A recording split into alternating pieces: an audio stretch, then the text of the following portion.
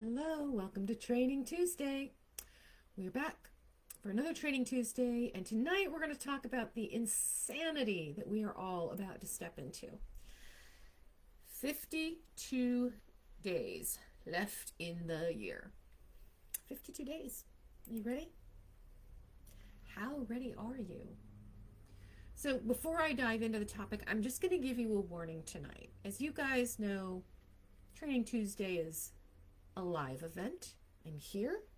It's 6 o'clock here in the lovely East Coast. It looks like midnight outside. Thank you, daylight savings or non-daylight savings, because I think that's what we're in right now.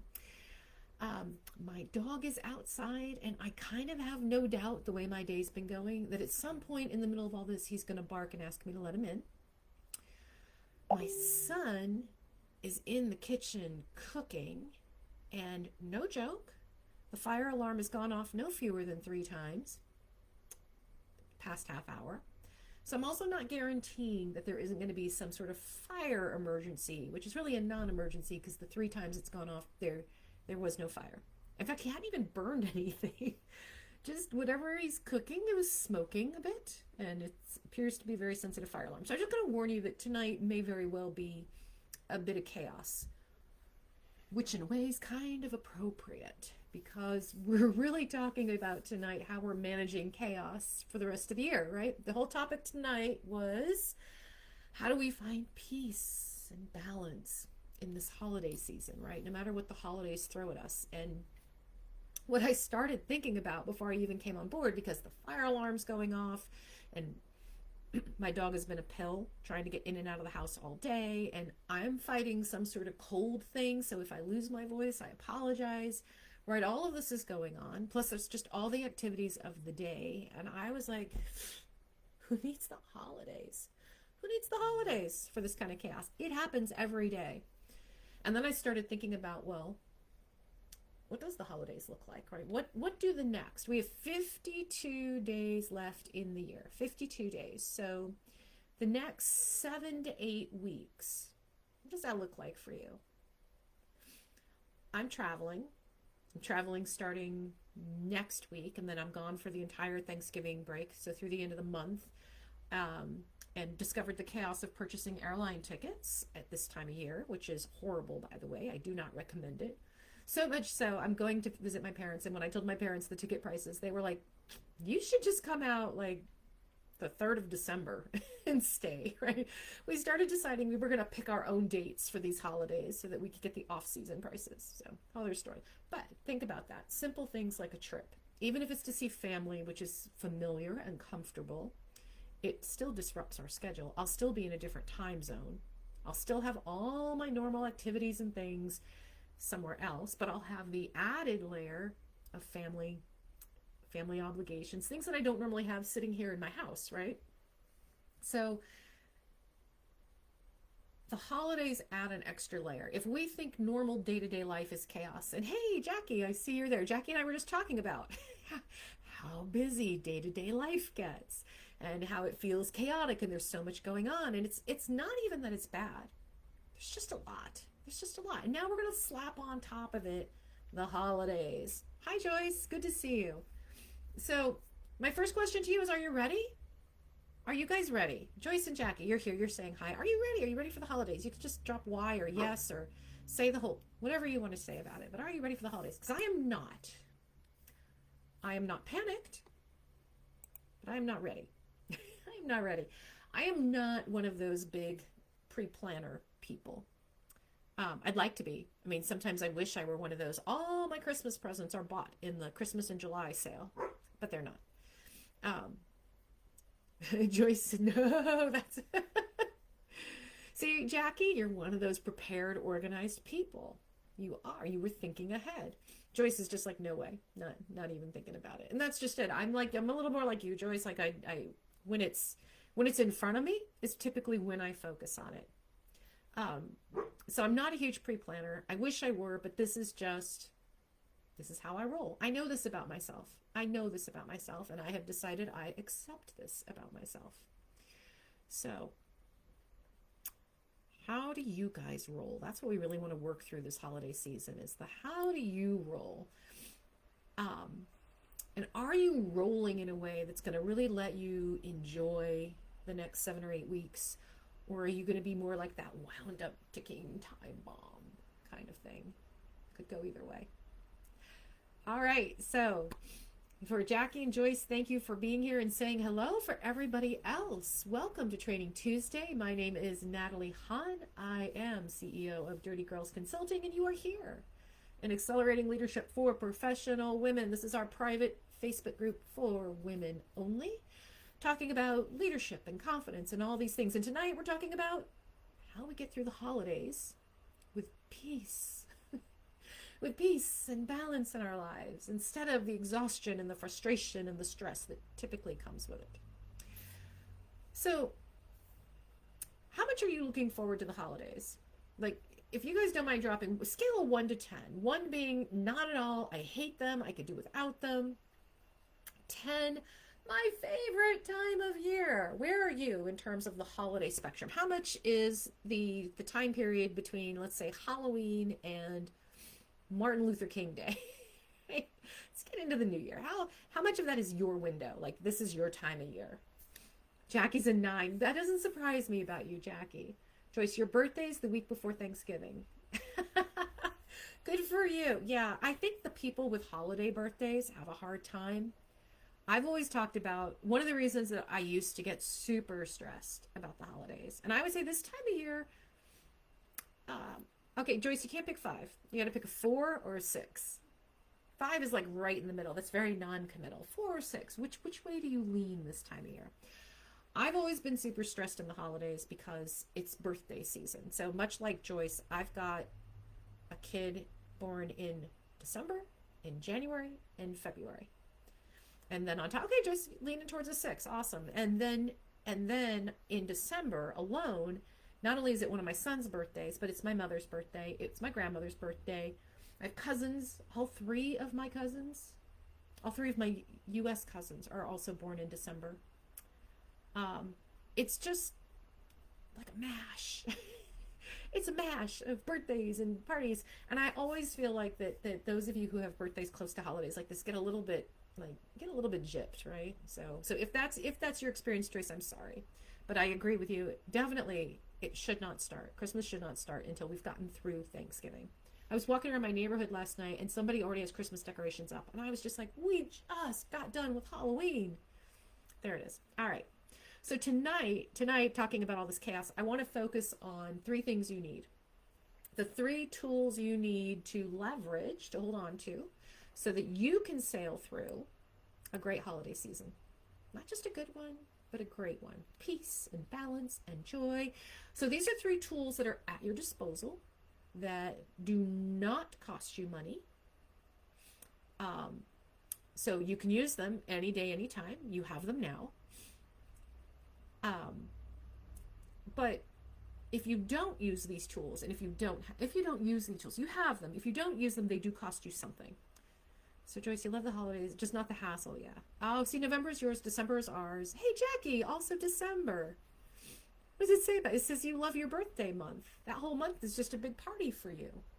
All right, so here's what I want you to think about. When it comes to holiday stress, we're going to talk about the stress side of things, right? When it comes to going into, whether it's the holiday season or any season, right? It doesn't have to be the holidays, just kind of any period of time where you are walking in going, the next few weeks are going to be overload. I'm going to be overwhelmed. I'm going to be stressed. This is going to be hard. What does it cost you? Drop for me in the chat. What does it cost you? If you are walking into a period of time where you already know, I'm going to be stressed out. This is going to be hard. What's the cost? For me, the cost typically is time. The cost to me is time. Mental health. Yeah, exactly, Jackie. Mental health, right? Because we're worrying, and worrying is not a healthy thing.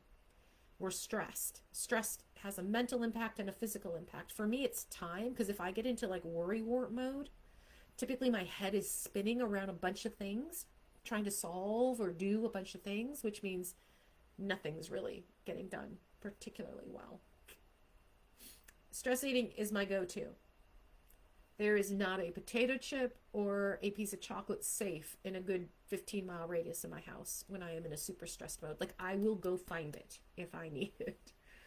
So I hear you on that one. So yeah, our physical health, our mental health, this whole concept of work-life balance, if we think we had it in some sort of delicate mode, we definitely, it goes right out the window in periods of high stress. Sleep. A lot of the women I work with complain about lack of sleep, not because the time to sleep isn't there, but because they can't quiet their mind enough to get the sleep done. Patience. Right? When we're feeling stressed, we start getting really short-tempered. Enjoyment, yes, nothing is fun. Exactly. Joy, happiness, any sort of pleasure in the moment of where you're at or where you're going goes out the window. Money. Money can become a stress factor in these times of overwhelm and stress and frustration. Especially if we're wasting time and we have a connection between, look, my time is valuable and worth money, and I just lost that money because I was worried over here or doing this. Relationships. Our relationships can really suffer if we're not managing our stress particularly well, if we are not being mindful of what's triggering the overwhelm and how we're responding to it. Peace of mind, sex.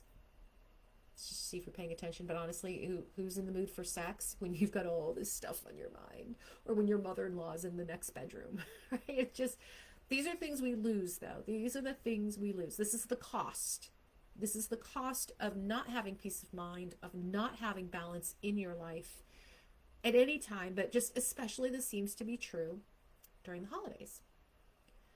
So given all these outcomes, the physical, the mental, the emotional, the other people around you, the impact, it impacts our job, it impacts our ability to be productive, it impacts how we think and how we feel, right? Given all those outcomes, how important is it to you that we mitigate the risk? We say that a lot in the corporate world. We're going to mitigate that risk.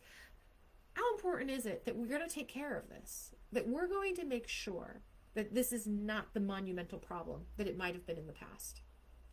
Because as I was saying earlier, right, I used to get very stressed out because for me, it was like, holy cow, it's a money drain between December and February. I've got all 3 kids' birthdays. I've got other relatives' birthdays all piled up in December. Plus, typically the time I travel to go see family, I'm broke. And money stress definitely led to eating, stress eating, which definitely led to me not feeling good about myself, right? And it becomes a snowball effect. So 3 tools. I want to share with you the 3 tools that you have already, but that became critically important to for me to understand and for you to take control over what is potentially any stressful period in your life, not just the holidays. Now, these are the tools that we go way more in depth on. We teach these in depth in my 6-week course. It's the Lotus Leadership Program, and I'm happy to tell you guys more about that if you want to hear about it, but we're going to focus tonight on the 3 tools because they are simple. They are very simple tools. They're just not always easy. They're not always easy for us to wield in order to fight off that holiday stress, but they are they should be part of your everyday toolkit. These should be tools that you are comfortable whipping out at any moment when you need them to say, okay, it is time to manage my stress, to increase joy and peace in my life, and to manage work-life balance. So, are you ready? Excuse me, I told you that I'm fighting a cold. All right. Tool number 1, at your fingertips. Prioritize. I know, don't you hate that? You hate that because you knew that was coming. Prioritize. Do what matters. That is my coach's mantra. I have a brilliant coach that I work with who I think she's going to get it printed, she said, on hats. And when she does, I'm going to get one and I'm going to wear it for you guys because she's spot on. Do what matters. We spend an awful lot of time doing an awful lot of stuff that actually doesn't matter. It doesn't matter to us. It doesn't matter to our priorities. It may not even matter all that much to the people we're doing it for.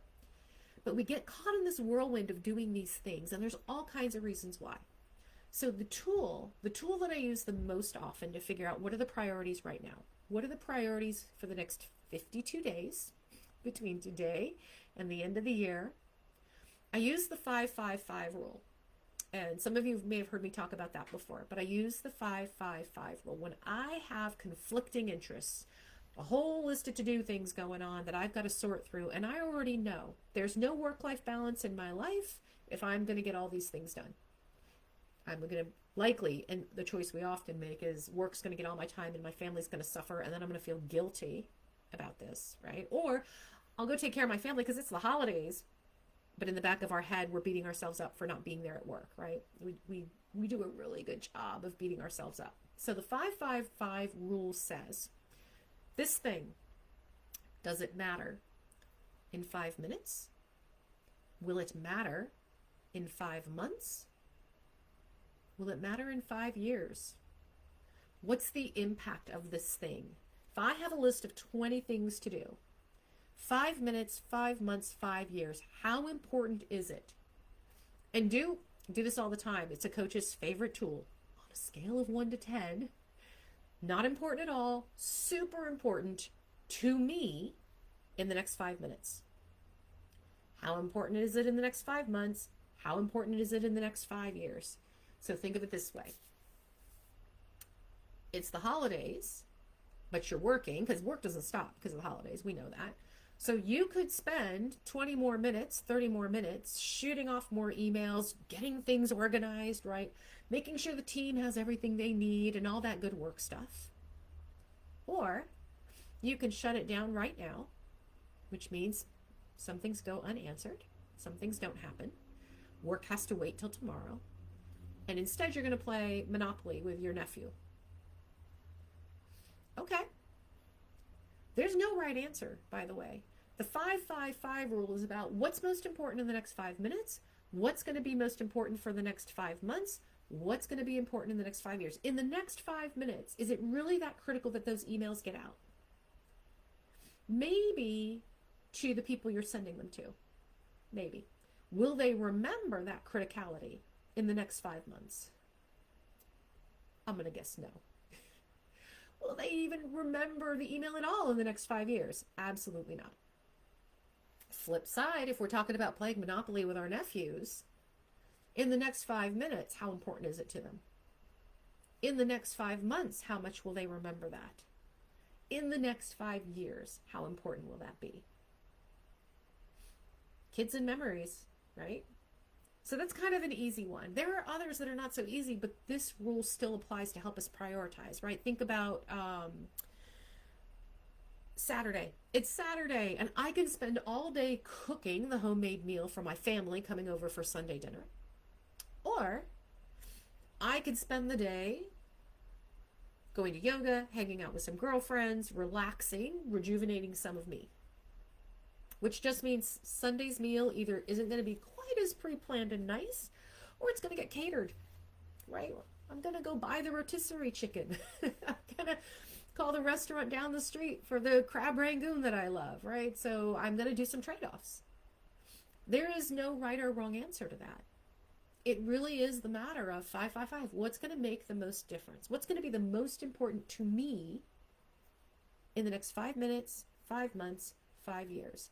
So if my priority is I want to be sure my family has an amazing time at this dinner tomorrow, and part of my expression of sharing the joy and sharing the love is that I'm going to make that pecan pie, then you might elect to choose the day cooking, and that's fine. If the priority for you is I have been running so hard and so fast that I'm hitting a wall and my self-care really matters right now, or I'm going to have no good juju for the family when they come tomorrow, then maybe the yoga and the brunch with the girlfriends and the shopping or whatever we're doing is the better option. Because in the next 5 minutes, maybe it doesn't matter so much whether you get out the door to yoga or get out and see your girlfriends, but in the next 5 months, you will have rejuvenated yourself to have a pleasant family dinner and to have that time bonded with your girlfriends. You know what it gives you. You know how important that is. In the next 5 years, you have those memories to look back on. So the prioritization is about what matters to you. And the best way to measure it without making it a judgment call of who's more important is to remember that you are the only one who's important in this, and then use the 5-5-5 rule to measure the impact. How much impact is it going to have? So when we do all the things that are not a priority, right? When we're looking at our list of 20 things to do in a day, and we're like, but I have to do all of it. We're insisting that we have to do all of it because we do that. We get drained. Doing all the things doesn't actually make us feel productive and we check the list off. It drains us. If the things on the list are not things that we love to do, are not things that even if we don't love to do them, they're moving us closer to the goals. Whether the goal is a brilliant family dinner, whether the goal is building a life and decorating my house, whether the goal is spending time with people I care about, whether the goal is completing that work project on time. If we're not doing the things that we care about, that are valuable to us, all those to-dos, they just exhaust us. They exhaust us. We don't feel productive by checking off the list of things that make us grouchy. It just makes us grouchy because we never wanted to do the thing in the first place. It didn't matter. It's just off our plate. It's relief, but there's some resentment under that, right? There's some anger under that. So, do what matters, to quote my coach Amanda. Do what matters. We do feel productive and energized when we stick to the priorities that matter to us. Now, that's tool number one. Tool number one is prioritize. You need to prioritize what's really on your list and look at what's actually important. Do what matters. Thank you, Amanda Kaufman. All right. Tool number two.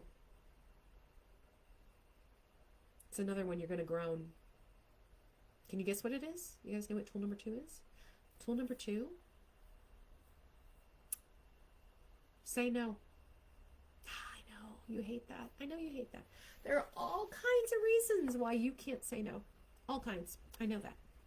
You tell me, what are the reasons you give for why you can't say no? Drop it in the chat if you're willing. Why don't you say no? What stops you from telling somebody, I can't do that for you, I don't have the time? Because our inability to say no is the number one reason why we're stressed. When we can't say no, it means we're not prioritizing. We're not holding to the boundary of this is my priority list, and I don't have time for anything that falls outside of that. Our inability to say no is part of our people-pleasing pattern. It's where we go to make ourselves feel valuable, to make ourselves feel wanted, to feel like we're doing the good thing. It's part of that good girl groove pattern. The inability to say no means you are putting other people's priorities ahead of your own. Other people's priorities are getting done, and you are saying, not mine, yours. Yours are more important. We don't say no. We say no. We say no. We don't say no. Negatives, double negatives. Good Lord. We don't say no because we don't want to let people down. We don't want to be seen as uncooperative, not a team player. We think that person needs me. I'm the only one who can do this, or I can do this better than somebody else. I can do it faster. We have all kinds of reasons, right? We don't want to deal with somebody else's disappointment or anger or hurt or frustration. We don't want to be responsible for that if we say no. It's just easier to say yes and move on. Are any of those good reasons? Sometimes. Sometimes it's a good reason to say yes so that you get somebody off your back. You don't have the hard conversation. There might be times when that's appropriate. There might be. But saying yes to something that is not your priority, right? It is not one of your priority. It eats into your schedule, eats into your time and your energy, and it prevents you from doing the things that are your priorities. It prevents you from doing what matters. And that is 100% on you. That's your responsibility. Your inability to say no, and your general you, I include myself in that. I find myself with the inability to say no. Our inability to say no, correct. Our collective ability to not say, to say no. Our collective inability to say no. Again, messing with the double negatives. We need to own that. Because we have a choice. We always have a choice. We don't always like the outcomes, the possibilities, but we do have a choice. And we rationalize all the reasons why we can't say no. We rationalize them. We're fantastic rationalizers, right? That's what the human brain is brilliant at. We're brilliant at. But if you want peace of mind, if you want the work-life balance, if you want to enjoy the holiday season, the one that you envision, the way you envision it for you, for your family, for your friends, then we need to learn how to rationalize saying no. Because it's not your priority.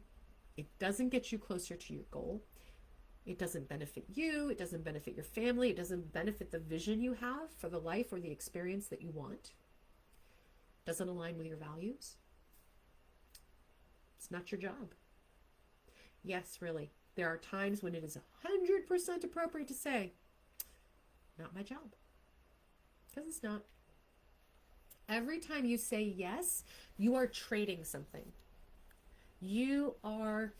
There's a cost to it. You are trading something you want for something you don't want.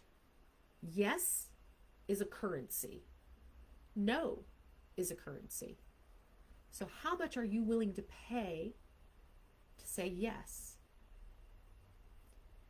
Is it worth the cost when you could have paid a no? So yeah, paying the no price, they might get upset. They might be furious. I love that phrase, Joyce. Not my circus, not my monkeys. It's so true.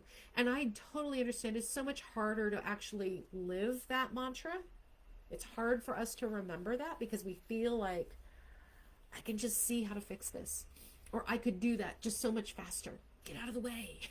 Right? But it's true. So much of what we commit to or get involved in could be done by someone else, right? We're concerned that they're not going to like us. They're going to be mad at us. They're going to judge us. They're going to judge us for not being cooperative, for not being supportive, for not being any number of things. And that feels like a high price to pay, doesn't it?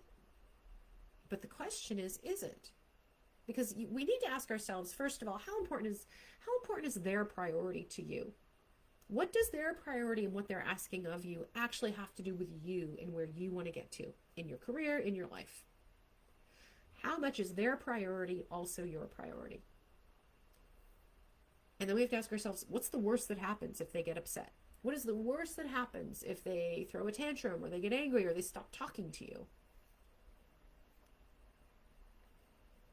Play the worst that happens scenario out to the end and see if it's really as bad as you think it is. Because most of the time when we're afraid of something, we're building it up in our heads. And when we actually rationally play it out, we're kind of like, it's not so bad. It's not so bad if Aunt Matilda refuses to come to another Thanksgiving dinner. Maybe I could live without that. The other thing to ask yourself is, what's another way they could solve this problem, right? If somebody's hitting you up to solve their challenge, to be part of their solution or part of their action because it's their priority, and it's not your priority, what's another way they could go about it? If you have an idea or suggestion, why not throw it out there? So one is prioritize. You have to prioritize what's in front of you. And two is you have to learn how to say the word no with grace and power and confidence. And three, give yourself permission. And I'm sorry for the cold.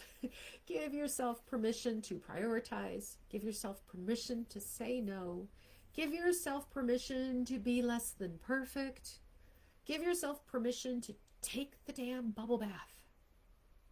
Go shopping. Do yoga. Give yourself permission to not get it all done. To not be everybody's hero. To not be Superwoman for the holidays. Because here's the thing, our whole depiction of Superwoman, it's just messed up. It's wrong. It's just this idea of being a perfectionist and being that perfect hostess, that perfect daughter, perfect mother, perfect partner, perfect employee, coworker, boss, right? That we feel ashamed that somehow we didn't do better. We didn't do more. And the standard we set is impossible. The perfect woman voice in our head, right? That imposter voice in our head that tells us we would be a better woman if. We would be a better boss if. That voice in our head, it's not, it lies to us. It lies to us. I want you to give yourself permission to make the choices that matter to you. Make the choices that matter to you. Give yourself permission to have people mad at you. To have people mad at you and to not take on their anger as yours. They chose their reaction, not you. They chose to be upset. They chose to be angry. They chose to walk away. Maybe they chose to say, okay, and find another way to solve their issue. People do that, you know. They do. People accept the no. When we learn how to say it with confidence and power and some grace, they don't take it as a rejection of them personally, because that's not what's going on. And you don't have to over-explain. You don't have to justify or defend. There are ways to say no with grace and to let go of the baggage that somebody else might be chucking at you because it's their baggage. You don't have to carry it for them. So all those things we feel really come down to fear, right? We're afraid that we will not be respected, that we will not be liked, that we won't be loved. Okay. It's okay, because we all feel that. We all feel afraid of losing love. We all feel afraid of not being seen, not being recognized, not being accepted. That's okay. We all feel that. It's normal. It's normal because we all have the gremlin voices in our head. We all have the imposter voice that pops up at sometimes the worst possible times to say, you're not good enough, you're not smart enough, you're not pretty enough, you're not thin enough, you're not fast enough, whatever, you're not enough. And we go, oh, it's right. I would be a better mother if. I would be a better partner if. I would be a better boss if. We finish the sentence for them. And it's not a true voice. It's just our voice of our fear. So give yourself permission to feel the things, and then to rationalize saying no, to prioritize what's in front of you, to say no, and then to enjoy your peace and your balance for the holidays. So to help you through this and to help you through the next 52 days, I have a freebie for you if you'd like it. The freebie is Prioritize the Mess. It's a little cheat sheet of just if you need 10 minutes to just reset your brain and give yourself a break from the overwhelm, drop the word priority in the chat and I will send it your way. It's got 3 quick tips essentially for the whole take 10 minutes, right? 3 tips, 3 exercises in 10 minutes to just reset your brain into doing what matters right now. Imposter voice. Oh yeah, Joyce, that's like you are ruining my holidays, right? You're ruining the holidays for everybody. If you'd only do the thing that they wanted you to do, the holidays would be perfect. It's the worst. It's the worst. The guilt that we think we're somehow responsible for everything everyone else is choosing to feel. What's up with that, right? All right, I have 2 announcements before I let you go this Tuesday night. One is, I mentioned earlier, the Lotus program. It's the Lotus Leadership Program. It's a 6-week course. We dig into these topics. We dig into prioritizing. We dig into how to say no, how to set boundaries, how to develop this work-life balance idea. Plus, we're working on, over the 6 weeks, leadership skills that really help you take your career to the next level and step up your confidence so that wherever you're going, you're showing up as the best, most dynamic, most vibrant version of you as a leader. So if you would like to talk about the course, you can drop the word Lotus in the comments and in the chat below, and I will be happy to reach out to you to to schedule some time. If you want to skip the line, if you just want to skip the line of that, then here, I'm gonna give you guys a cheat. Can I give you a cheat? How do I do this? Let's see. I'm gonna give you a cheat. I'm gonna drop in the comments the link to as soon as I find it, I'm gonna drop in the comments the link for you guys to just skip the line and just sign up with me directly. It's a 15-minute chat, and what we'll talk about in the 15 minutes is just figuring out, is this course or is it not something that would be a good fit for you? So that's the first thing, is if you're interested in the 6-week course and kind of digging deeper into these leadership skills, then, here we go. Why is it not working? Hold on, see, I told you the beauty of lives is, give me that. Put it here. There we go. That's your skip the line link. Is it going? Good heavens. That is your skip the line link. All right, second announcement is Thursday night. What are you doing Thursday night? Thursday night I'm running a workshop. This workshop is for the Dirty Girls in this community only. So you have to be a member of one of my Dirty Girls communities, one of my prior courses, or in this group in order to attend. It's a workshop called Balance and Boundaries. Go figure, right? Very common theme. But we want to talk about how we create freedom, success, and joy without the exhaustion and frustration. So we're going to go deeper, right, than we did tonight on what are the things we can do to ensure that we have a solid foundation for creating both balance and boundaries in our life. So if you would like to sign up for the workshop, it's 7 o'clock Eastern time, 4 o'clock Pacific time, this Thursday, like the day after tomorrow. So if you haven't signed up, I would love to see you there. Like I said, it's exclusive just to this community. So look, I'm going to drop another link now that I figured it out. So sign up for the workshop there. It's a free workshop. I would love to see you there. And it's a workshop. So it's not my normal master classes where we're online for an hour, hour and a half, and we're talking, but we're talking. The workshop, we'll be talking, but we'll actually be doing the work. So you'll get a workbook in advance. I want you to have pen and paper ready, or do it online. You can open the PDF online and work on it that way.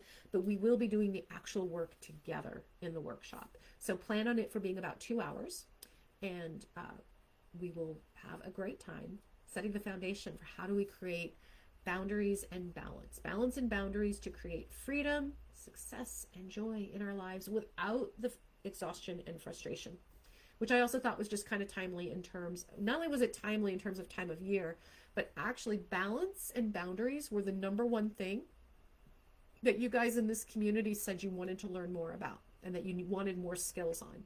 So rather than doing a typical masterclass, I figured let's do a workshop. Let's make it really hands-on and practical so that you're walking away knowing exactly how to implement the tools and how to use them. All right. Thank you so much for joining me tonight for Training Tuesday. So just a reminder, if you want the freebie cheat sheet on prioritizing the mess, drop the word priority in the comments. And I've got the link there for the mini course, for the Load mini course. I'm reading and talking at the same time. For the Lotus 6-week workshop. The Lotus 6-week course is the one that says DGC Mini Dig. That's just a free 15-minute chat to see if it's a fit or not. And then the second link is for the Balance and Boundaries workshop this Thursday night. Have a fantastic evening, ladies, and thank you for joining me tonight. I will see you again next week.